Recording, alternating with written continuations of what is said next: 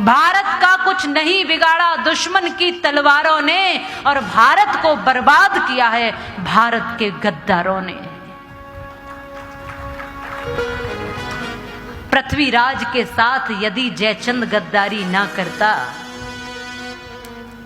सपने में भी गौरी साहबुद्दीन कदम यहां ना धरता, सोमनाथ पर यदि पुजारी दिखलाता कायरता ना, तो गजनी का महमूद खजाना यहां के धन से भरता ना। और ईसाइयों की तादाद बढ़ाई बेहुदे प्रचारों ने, और भारत को बर्बाद किया है भारत के गद्दारों ने। मैं आपसे कहूंगी, अपने ही गद्दार न होते तो भारत के टुकड़े भी हर बार न होते, न आकर बसते विदेशी यहां, और हम न सीखते बुरी आदत, फिर लूट हत्या और बलात्कार न होते। ये योगियों की भूमि है, ये योगियों की भूमि है, यहां लूट हत्या और बलात्कार नहीं होते। ये विदेशियों की परंपरा सीख गए हो। महाराणा प्रताप, उनके भाले को याद करो और शिवाजी की तलवार को याद करो।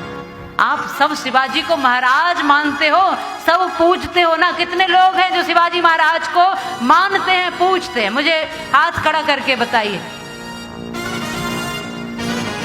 तो शिवाजी महाराज के उस अपार संघर्ष को, साहस को, और उनकी उस चरित्र की नींव को देख लो एक बार। लूट हत्या और बलात्कार नहीं होते, क्योंकि ये योगियों की भूमि, ये महाराजाओं की, ये बलियों की, ये बलवानों की, ये ऋषियों की भूमि है। बीजापुर पर फतेह करने के बाद वहां के सम्राट की जो पुत्र वधू थी गोहरा बानू,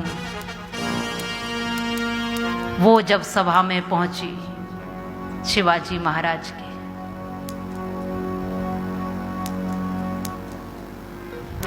क्योंकि ये नियम था कि जिस पर हमने विजय प्राप्त की उसकी सारी भूमि, सारा खजाना, सब कुछ उसका हो जाता था। जो उस राज्य पर फतेह करता था, विजय करता था, जो विजय प्राप्त करता था, जो हराता था, जीतने वाला वही शासक होता था, और सारी वस्तुएं उस शासक की होती थी। तो तमाम वस्तुएं महाराज के आगे लाई गई, और उसमें से एक ऐसी सुंदर वस्तु हम लेकर आए हैं। ये सभा में उनके कुछ अपने लोगों ने कहा कि आप उसको देखते प्रसन्न हो जाओगे। वो कौन सी वस्तु है?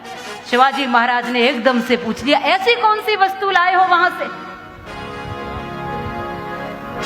गोहरा बानू, जो सम्राट की पुत्र वधू थी, बड़ी सुंदर थी, बहुत रूपवान थी, उसको सामने खड़ा कर दिया। देखो महाराज, हम इसको लेकर आए हैं। अब ये आपकी गुलाम है, आपकी दासी है, अब ये आपकी वस्तु है। अब आपके लिए हम इस ऐसी वस्तु को लेकर आए, क्योंकि सब कुछ आपका है, आपने फतेह की है, विजय हासिल की है। तो शिवाजी देखते ही रह गए, बड़े गौर से देखा।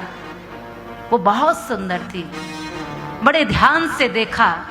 वो थरथर कांप रही थी उस सभा में, क्योंकि वो जानती थी कि यहाँ मेरा अपना कोई नहीं है, शत्रुओं के बीच में खड़ी हूं, न जाने कौन सा व्यवहार मेरे साथ होगा। मैं अपनी मर्यादा कैसे बचाऊं, अपनी लाज कैसे बचाऊं, शत्रुओं के बीच में खड़ी हूं। वो कांप रही थी, और शिवाजी महाराज ने उसको बड़े ध्यान से देखा, गौर से देखा। खड़े हुए उसके पास गए और उसको प्रणाम कहकर उसके चरणों में लेट गए, और मां कहकर संबोधन किया। मां,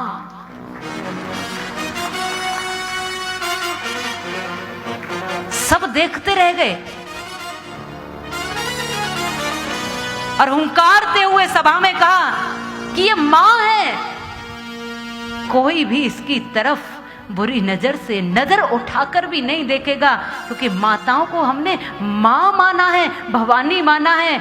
और मैं इसकी सुंदरता को बहुत देर से देख रहा हूं, और मैं मन ही मन सोच रहा हूं कि ये बहुत सुंदर है। अगर इतनी सुंदर मेरी मां जीजाबाई होती तो मैं भी इतना ही सुंदर होता।